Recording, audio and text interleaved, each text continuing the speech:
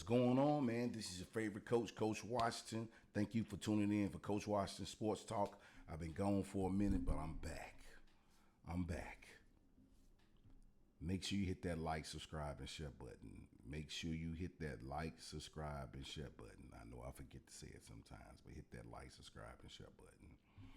I've been gone for a couple weeks, couple months, but I've been doing some podcasting for the middle school season.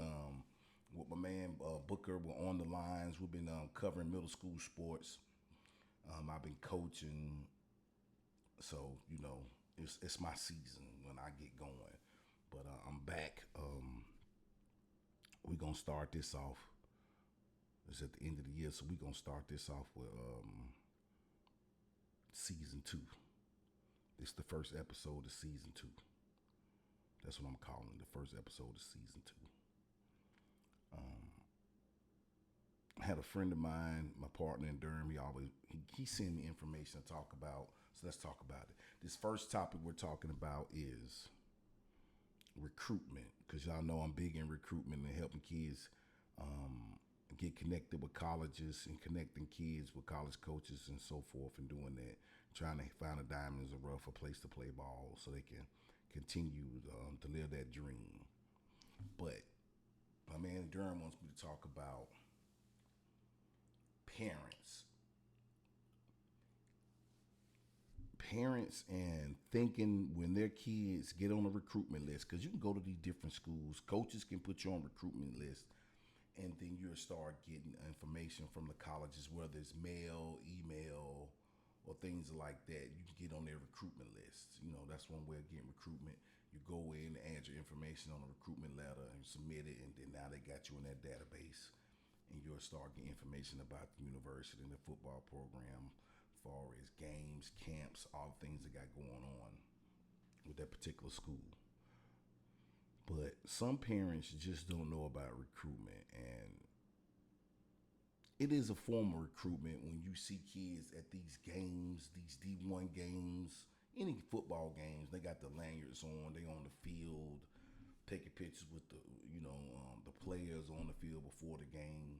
Then they show themselves in the stadium watching that particular game. That is a form of recruitment, but that is not meaning they're going to offer your son a scholarship. And I think some parents, they just don't know about this.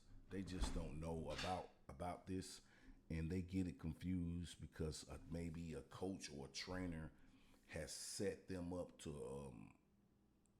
attend a game at that university. So, because different recruiters, different coaches, they take a group of kids. It's an experience. I've done it with my nephew. I've done it with my son. You get on the recruitment list. You go. You get there early. You get signed in.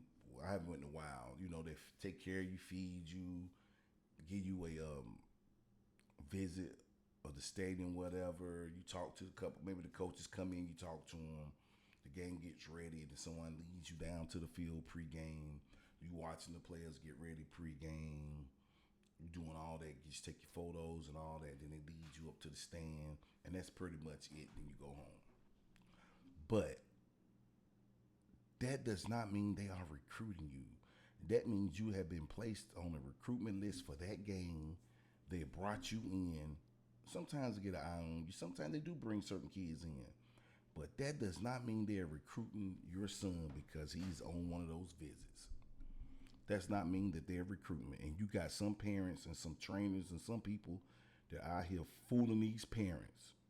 You got to get better educated, because you letting them take your son somewhere. If you're taking your son somewhere, one of these big programs, the D1 power school programs, and your son is going to that school on one of those recruitment visits for the game, and you up there telling everybody they're offering your son, they're recruiting your son. That is not the case. That is not the same as a coach texting him or DMing him saying, hey, we interested in you, we like you, or somebody calling you, talking to you physically and offering you a scholarship. You're just on a recruitment visit trip to the game. Basically, they're bringing you in, letting you see what they got going on. Please, parents, don't get that confused as They are offering or recruiting my kid. If your son is not talking to the recruiter in that area by phone, on X slash Twitter or anything like that, or hasn't received any information, something from the coach, they're not recruiting your son. You just on a recruitment visit. You know how many kids go on those visits a year? I like the idea they do it. That's cool to bring kids in because you never know. You could find a diamond in the rough. I think they're always looking for diamonds in the rough. I think that's the best way to find a diamond in the rough. Bring a kid in, maybe get your eyes on them. But parents, you got to be realistic. You're not going Power 5 and your son is a 5'10" defensive lineman, 5'10" linebacker. Not to say a 5'10" linebacker can't play Division I Power 5 football. I'm pretty sure there's some out there, but not many. You have to go on these school sites and look at the players by position. It's easy to do. You can pull up all the O linemen and D linemen and linebackers, corner receivers in any school and look at the height, weight, and the size. You can match that up. But you got recruiters and other people out here fooling parents because they paying them to train or whatever they doing, not knocking nobody money. But they're kind of fooling you parents into thinking because your kid is on these trips that they actually are getting recruited. And that's not the case, man. That's just bad business. That's not the case. And it's bad business on the parents because you should know better. Because at the end of the day, they got your money and they done moved on to the next. You can't blame anybody but yourself, all right? Be more aware of what's going on. See how your son measure up height, weight, and size to the school you're attending. You have to be smart. See how your son ranks among the players that are already there. If all their linemen are 6'2", 6'3", 6'4" defensive linemen, and your son is a 5'10" defensive lineman, most likely he is not being recruited by that university.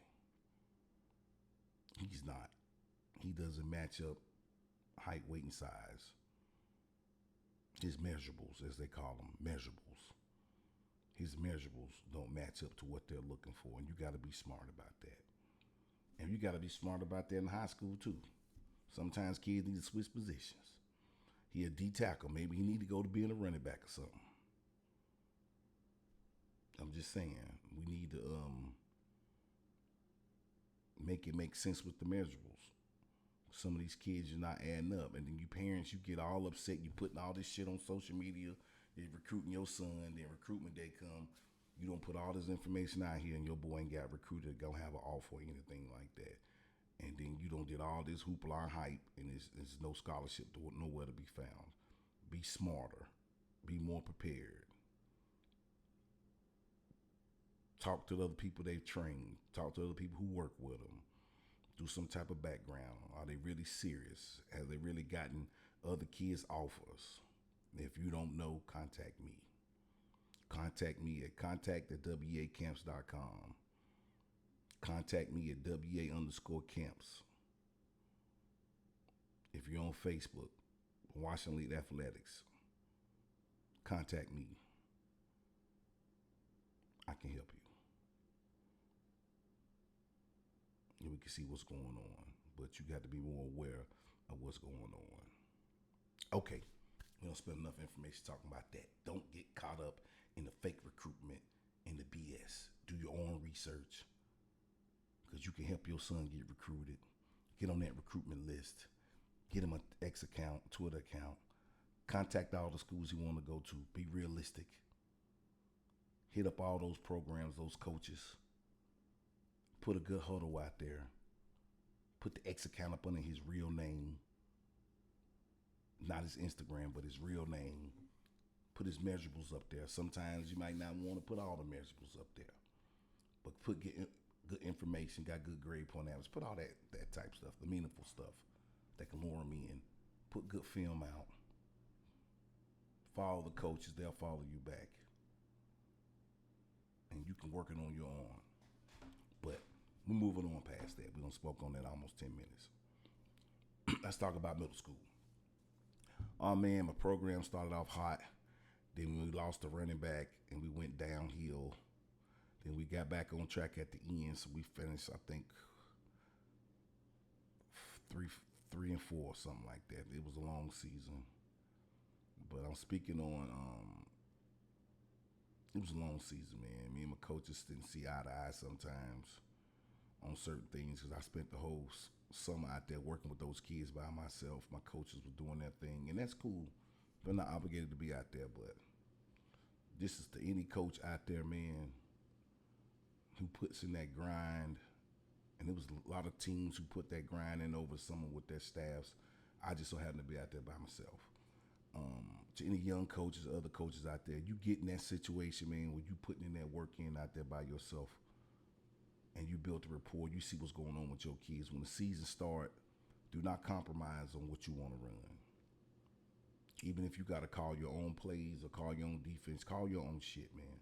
Because when you put that work in the summertime by yourself and you get to know those kids and you know what they're good at or whatever, don't compromise with your coaches because I don't care how long you've been with them. They've been with you. Don't compromise with them, man. If you got a certain way you want to run your plays or a certain type of scheme you want to run, make sure you get that scheme involved, man. Don't compromise because that shit can affect your season. Don't compromise, man. If you've been out there putting that work in, damn it, you ain't never been a coordinator, you become a coordinator. First time for everything. But don't compromise your time and your scheme for people who ain't been out there. I ain't tripping, anybody, it's that summer. But when I put my work in on my summer and I'm out there every day putting in that work, man, I learned do not compromise the shit that you want to run for nothing. And if they don't want to run the stuff you want to run, hey, have a talk with them. Either they gonna run it, y'all gonna work together, or you get you some new coaches. That's just some real shit. Get you some new fucking coaches. If they can't come in and do what you ask them to do, bro, they can't. We can't get them. You can't get them on the same page. Get you some new coaches, bro. There's some young kids out here. Some older guys still want to coach. I'm not saying go that extreme route. You try to work with your peoples, but if you can't get people on the same page that you, man, it's maybe time to part ways or something. So I can't wait to start working out with my new group of kids, my 7th graders, doing some 7-on-7. And if we can get some good workouts going on the summer, we're going to continue that route because y'all know I like to work out with the kids, get them going. I think that shit makes a difference because in the middle school playoffs, we have Eastway. I think they did some type of workouts over the summer. They missed out, but I think they got stuff going. Northridge, I don't know if they worked out with their kids. I'm pretty assuming they may have. Piedmont, and they worked out over the summer. They did some type of workouts. McClintock, I know for sure they worked out over the summer and did some type of summer workouts. So it's looking about at least 2 of the 4 or 3 of the 4 teams who did work over the summer are in the Final Four. We didn't make it. We finished at the 4th in our division, but it was a good season. We seen a lot of promising things out of my young players. B. Wash, it worked out for him. He did good at quarterbacking. At the end, he really looked sharp, so that's some promise. Got me a nice big tight end, Charlie. I got some little slot receivers. I got to get them going. Just that being in 7th grade, that speed of the game kind of caught them up. But I got some promising things look like on offense for next year. But it's middle school. We'll see. Kids come and go. But I think we're going to be all right. I think we're going to make the playoffs. But the season didn't start how we wanted it to go. But it ended well. So on a good note, it ended well. But I'm just speaking from my experience, man. If I'm going to put that work out in the summertime, be out there by myself, we're going to run what I want to run. I'm not compromising on that shit ever again. I think that shit hurt my team, and I'm speaking honest. I don't care what nobody feel. I don't care at this stage. I'm 51 years old. I can give a shit how nobody feels. If I put that work in, I put that work in. I'm not compromising no more on nothing else. Especially when I got kids out there busting their ass coming every day. If you can't make it, you can't make it. But, I'm not compromising nothing else. When the kids put the work in, we put that work in together. We're gonna run what I want to run.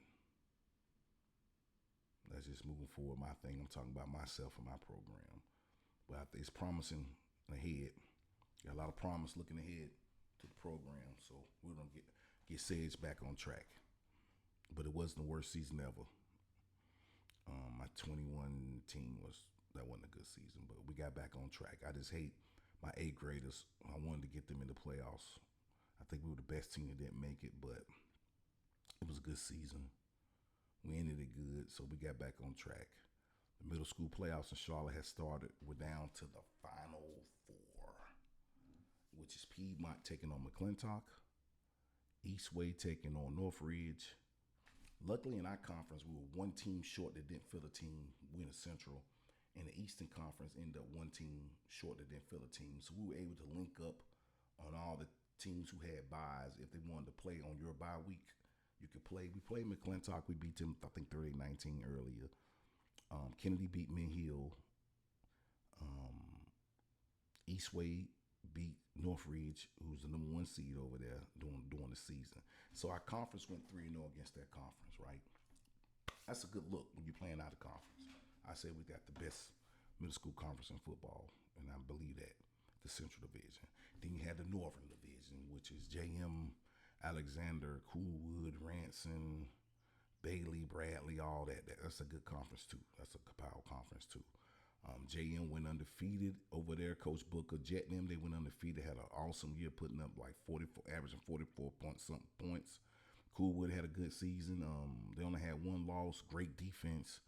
Wasn't really averaging a lot of points, but a great defense. Northridge got it on track at the end. Ranson had a pretty good season. I think they only lost like 2 games. But anyway, so here come the playoffs. The North played the Central. The number one team in the North played the number 2 team in the Central. The number one team in the Central played the number 2 team in the North. Guess what? We popped them. Eastway beat JM Alexander. I told Coach Booker that could happen. They didn't believe me. I told them that could happen, bro. I told them that could happen. They got a good defense. They run the ball well. They believing in themselves over there. They got new coaches who got those kids locked in. Got them kids believing that program is. They always had good football teams. I think it was just the coaching. But now they got the right coach over there, and they had a good season. Eastway finished with 6-1. But they popped a high-powered team because I like passing the ball. But when you pass, you ass can get caught up when you play a team that got good defense and a run stop. Because eventually you're going to have to run the ball. So when they stop that run and then, they're bringing that pressure, this is middle school now. So we can even out. And then they got a good run game, and they're going to run the ball on you well. They're going to consistently stay with the run. Eventually they're going to catch you with a pass. And that's what happened to JM. They got caught with a deep one. In our conference, we onside kick the ball all the time. Everybody in our division onside kick the ball. We do it well over there. We do it well. I think we're the most onside kicking team in the conference in the damn whole Mecklenburg County. And they caught them with an onside kick, and then they hit them with another deep one. And they went up 12-8 and beat JM and knocked them off. And of course, Piedmont, who did Piedmont play? Oh, Piedmont played, Coolwood. That was a good game. Coolwood playing good defense, getting a lot of pressure on Piedmont. I think they got 3-4 picks on Piedmont. That's the most I've seen anybody do. I mean, they were playing great defense. The defense, it was 10-0 at halftime. They were playing good defense. But Coolwood problem was they don't score a lot of points. So eventually, Piedmont is going to edge you in that because they'll score enough to win. If you can't score 2 touchdowns against them, you in trouble. They're in our conference. So we know they beat us by 2 touchdowns. But you at least have to get on the board against them. And Coolwood, as strong as their defense was, that was a good defensive team. The offense didn't match. So they couldn't score points against Piedmont. They could make the stops and get the picks, but they couldn't score any points. So we popped the North. So it's 4 conferences in Charlotte. The Central Conference, we went well against the East 3-0.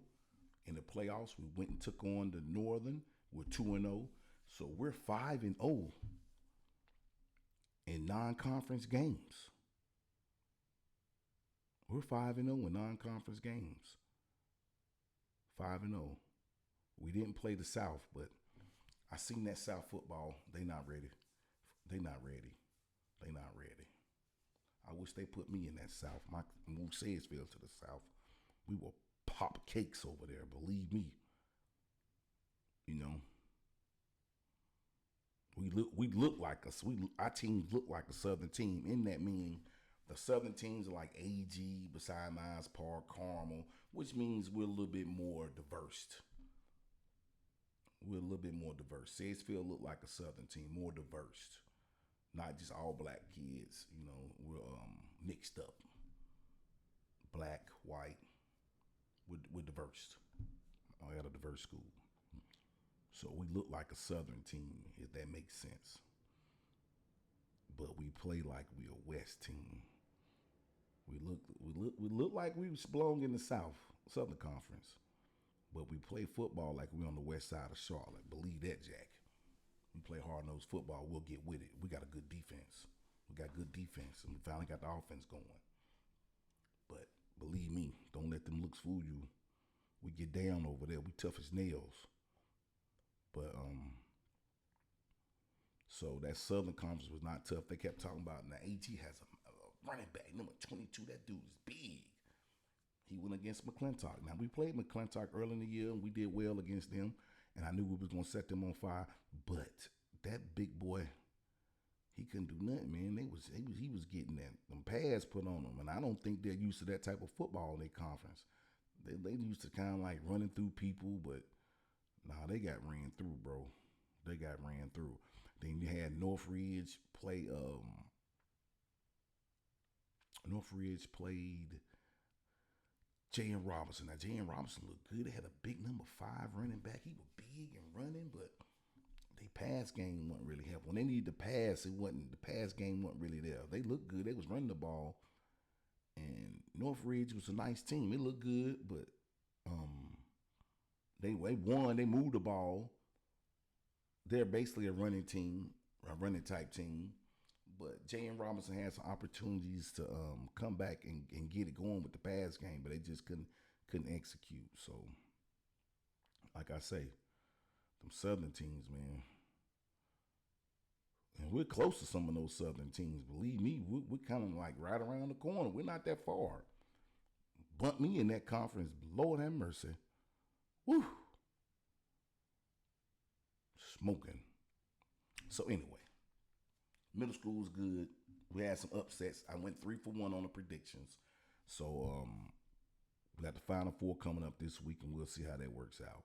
But big shout out to the Central Conference. We have 2 teams left, and we're going against the 2 teams in the East. We got the number 1 team in the Central, Piedmont. Number 2 team in the Central, Eastway. How ironic, playing the number 1 team in the East against the number 1 team in the East. Northridge.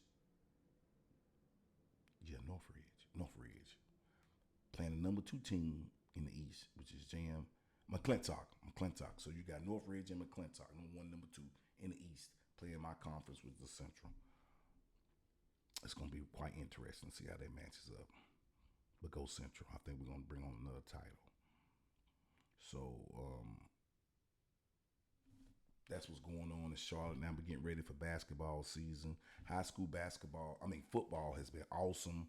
I think Charlotte Catholic won the division with Butler and Independence. And I went to that Independence Butler game, the Battle of the Hill. That was an awesome game. That was some good football. Back and forth.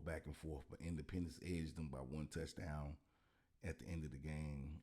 I think Huff won this conference. They're having a good year. Charlotte having a good year. Mallard Creek is having a great year, 9-2. Big shout out to Jordan up there, Jordan High School up there in Durham. They're having a great year. I think they went 9-2. I think they went undefeated in their conference. They beat Hillside this past Friday to go ahead and take that conference as a whole. So big shout out to Jordan High School. West Charlotte, like I say, is doing well. Big shout out to Palisades High School. I think they shared the conference titles with Olympic. Big shout out to Olympics. I think Olympic and Palisades shared conference titles. I think they tied for the conference title, even though they say Palisades beat them in the head-to-head matchup. So, but anyway, big shout out to Palisades. Palisades High School, I think, been around only 4 years. I think it's their 4th year in existence, and they're in the playoffs already. And they're sharing, and they're conference champs in 4 years. So, big shout out to their coaching staff and everybody down there. Miss Oberlin, the AD, for everybody here putting that together down there at Palisades. Good job down there. Myers Park, I don't know what's going on with my school, Myers Park. I have no clue what's going on up and down. So I don't know what's pretty much going on with Myers Park. But it's the normal teams, the heavy hitters, Butlers, Huff, West Charlotte, Mallard Creek, Independence. It's the normal hitters that are still going to the playoffs, are going to make the playoffs. And you got Palisades Olympic, they're moving up, making moves. So that's about it going on in the Charlotte here, and we're getting ready for high school basketball and middle school basketball. Shout out to all the kids that are going to try out for those teams. Wish you well and making a team and all that. But it's just to catch you guys up what's been going on. Like I say, middle school was a good season this year. It had a lot of ups and downs, but it turned out great. The summer workouts was awesome, man. Summer workouts was great for us. We had the WA 7-on-7 middle school 7-on-7 tournament. We talked about that over the summer. That was great. All the work we put in over the summer was awesome. It helped me as a coach, just getting back into coaching. Like I said, I wish I would have had more help out there with me this summer.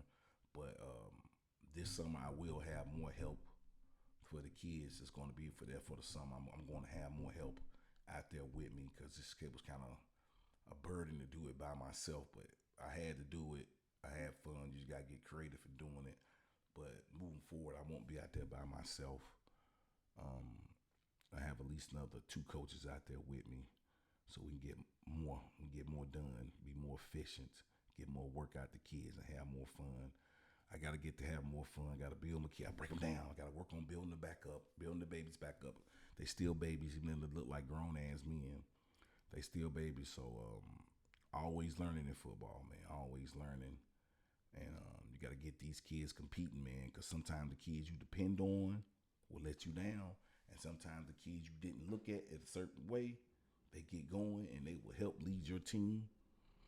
They will help lead your team, pick your team up, and get your team going. So don't put all that emphasis on them stud muffins, man. You got to coach all your kids up, because when you stay coaching up, you're going to find somebody that's going to step up.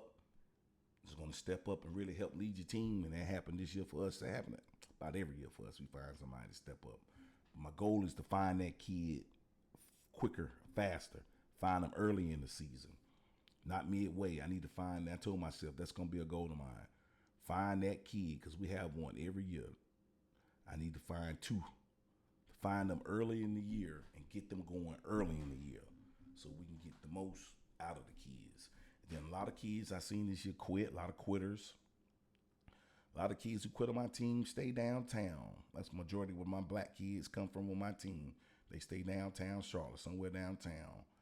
And a lot of those kids quit, but it didn't faze me, man, because a lot of them didn't play football. We were their first coaches trying to teach them football, and it just lets me know, man, that these parents are not locked in always. They're letting their kids just quit. They can't always blame the kids, man. The parents are just letting them quit. It's so easy to quit. Then they take that same mentality into the classroom, same mentality into the workforce. They never can finish a goal because they're always quitting, because quitting is easy. Like I tell the kids on the football field, on the team, I don't care how they look at you in that school. It takes a certain type of individual, strong person, to come to football practice and do this every day. Win or lose, you keep coming back. That says a lot about you as a person and your character. So when you get on in the life, you're going to be okay. You know how to put the work in. You taking losses, wins. You rebounded. You pick yourself back up. You finish your goal. It's all about finishing tasks. And we had like 39 kids, man. End up with like 25. And a lot of those kids, I feel sorry for them, bro, because they're going to take those same life lessons I'm just talking about, having no will to fight and compete. Then they're going to take that shit into life, and we all know what's going to happen. I don't wish that upon anybody, but the base of your character and what type of person you are, that shit starts when you're in elementary and middle school. If you don't go into high school and college with that, man, by the time you catch it, bro, you 40 years old. And these kids are sticking around these football teams, winning or losing. They're catching it early, man. I think they're going to turn out great in life. You know, not to saying the ones who quit not going to turn out great, but I'm saying these ones who didn't quit, I think will have a better opportunity because they learn how to fight through adversity, take directions, take instructions, man. I think these kids are going to be all right in life. You know, if you're a quitter, bro. If you quit now, you're just going to keep quitting. You just a young quitter now. Then you're going to be an adult quitter. Can nobody depend on you? Parents got to step up and make your kids finish their task.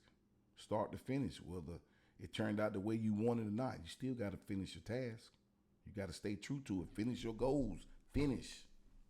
Everything in life is not going to be easy. Sometimes you have to put some work and grind, some sweat and some tears to accomplish your goal. But at least you accomplished the goal. You know, a lot of kids, they struggling. They can't even accomplish the goals. So what type of person that's going to make you when you be an adult?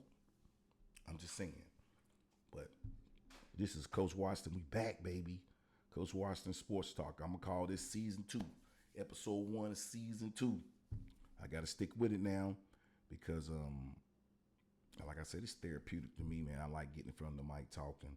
I had a good, like I said, the season was great. I got to coach my son in middle school. He went to Piedmont. He was supposed to be on that team. But he just said, Dad, I want to come play for you. And I was like, you can stay over there. You're going to win over there. Now, what we got over here, we'll win too, but you never know. Like, he was like, nah, he want to come play for his dad. That's the best decision I could have made, man. Having my son play with me, man. It was a great feeling. Having my boy with me, riding the activity bus. Even when he could have went home with his mama after the game sometime. He'd be on that bus with his pops. Help unloading that stuff. Them coolers and taking a uniform bag in, and then we get on in the truck and head on home late. But he could have easily got in the car with his mom, man, but he rode with his dad, and it was good to see my son ups and downs.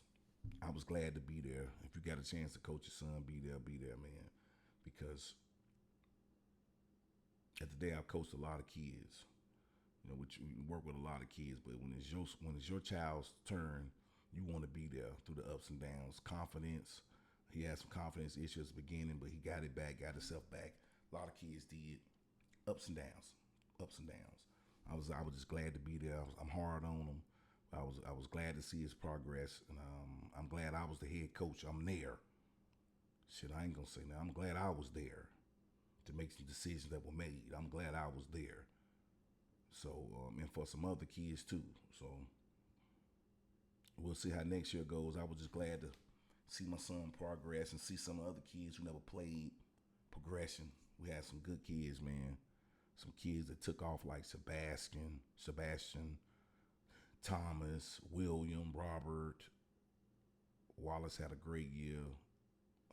Warfy, Mo, Jeremiah, Cade stayed in there. Henry said he's a football player. James, a 7th grader. Yeah, he scored a touchdown in 3 games. And got the wrong one in. To see him come out and share Lil Marquand, I'm glad to see him going. Zaire had a great year. Could have had an even better year. I'm going to say it. Levi. All my kids, man. Gray. All my kids. If I missed you, I'm sorry. Chris, Chapel Hill. All my kids, man, who got a chance to play. Malachi. All of them, bro. Happy to see my little seventh graders as they get ready to get going. But this is Coach Watson Sports Talk, man. I'm back. Just giving you a rundown of my middle school season. We're talking about that recruitment. You know, you got to be aware of what's going on with that recruitment, man. Just because you go into a game does not mean they're recruiting you, and you got that lanyard on your neck does not mean that they're recruiting you. That does not. That mean you're on a recruiting list and they brought you to a game. That's a process, part of the process. But that does not mean that they are recruiting you. To these younger coaches out here putting that work in, if you ever find yourself in a situation, you put that work in by yourself, then you run what the hell you want to run. Nobody, don't compromise for anyone. I'm just saying, when you the coach, don't compromise. You have to listen as a coach. You have to listen. But man, don't get out there and compromise your shit for nobody who ain't been there. Real talk. They ain't been there in the trenches with you in the fire. I don't care how long they been coaching with you. They ain't been there. Don't compromise. Don't compromise. To all the middle school kids, keep doing what you're doing. We're trying to build a middle school all-conference team. So I've been having kids send me videos, and I've been posting them, highlighting them.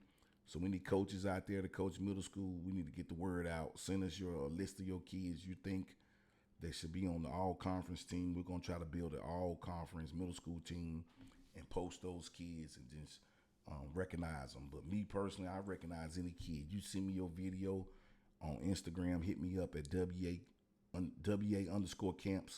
You send me your video with your name, your number, jersey number, what position you play, and you got your video together. Give me some background stats if you got them. I will post you, bro. I'm all about posting these kids and helping them highlight themselves. That's what I'm into. So I don't have a problem doing that. If you just hit me up on Instagram, and I will post your videos, bro. I will make sure I get your stuff out there, and you could be seen. If anybody want to play FBU, we're looking to build FBU. We're looking for 6th through 8th graders. We're looking for those big linemen, O-line, D-line, and some linebackers. We always find skill players, but we're looking for all the kids. But really, we're looking for those big O-linemen, D-linemen, and some good linebackers. But we'll take anybody. FBU, but you got to be that guy. Come on out there to Country Day this Sunday from 12 to 3. We're going to be at Country Day High School, parents. We're going to be out there. Make sure your kid is that kid, though. This is different type game. We're building 7th grade, 8th grade, and 6th grade too. Make sure your kid is that kid. Don't bring your kid out there if he ain't no dog. We're looking for dogs. We're looking for dogs on the FBU team. So we're gonna get prepared. As you know, basketball season. Then we'll start getting in 7-on-7 in March and April, and look out for that WA 7-on-7 tournament, the second annual. We're gonna have that. It's grown. More coaches are contacting us, so it looks like we're gonna have we had 8 teams last year. We had 8 teams, so I'm looking to have double that amount. I'm looking to have 16 middle schools. I already got schools who didn't play last year, who didn't participate in any of the workouts, or the 7-on-7. Hit me up. Coaches have already contacted me and said they're in. So we're going to look to grow that 7-on-7 tournament. It's not looking to grow. It will grow. And also, we're going to be having camps. We're going to take the camps up to Concord. We're going to have a WA middle school camp in Concord. I'm going to also take the WA camp to Durham. We're going to have one in the Durham area. So we're going to have Durham, the Concord, and we're looking for another place. Probably going to host 4 middle school camps. One in Charlotte. I know one up there in Concord, Kannapolis area. Then we're going to have one in Durham. And we're looking for that 4th city. So if you're looking to have a WA middle school camp, get with me, parents or kids. If you see this, contact me. But it was great getting back on the mic, talking to you guys today.